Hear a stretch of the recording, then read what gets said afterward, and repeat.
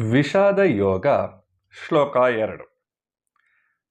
ವ್ಯೂಹಾಕಾರವಾಗಿ ರಚಿಸಿದ್ದ ಪಾಂಡವರ ಸೇನೆಯನ್ನು ನೋಡಿ ರಾಜನಾದ ದುರ್ಯೋಧನನು ದ್ರೋಣಾಚಾರ್ಯರ ಬಳಿಗೆ ಬಂದು ಹೀಗೆ ಹೇಳುತ್ತಾನೆ.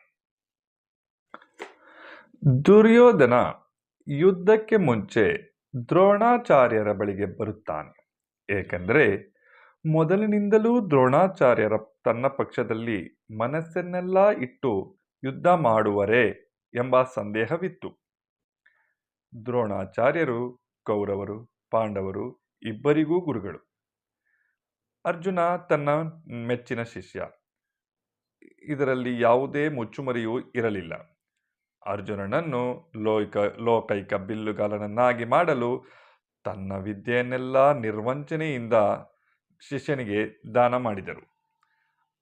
ಅಜ್ಞಾತದ ಏಕಲವ್ಯ ಅರ್ಜುನನನ್ನು ಮೀರಿ ಹೋಗುವನೆಂದು ತಿಳಿದು ಅವನನ್ನ ಬೆರಳನ್ನೇ ದಾನವಾಗಿ ಪಡೆದರು. ಅರ್ಜುನನಿಗೆ ಸಮಸ್ಪರ್ಧಿಯೇ ಇಲ್ಲದಂತೆ ಮಾಡಿದರು. ತನ್ನ ಸ್ವಂತ ಮಗ ಅಶ್ವತ್ಥಾಮನಿಗಿಂತ ತಮ್ಮ ಶಿಷ್ಯನಾದ ಅರ್ಜುನನನ್ನು ಪ್ರೀತಿಸುತ್ತಿದ್ದರು.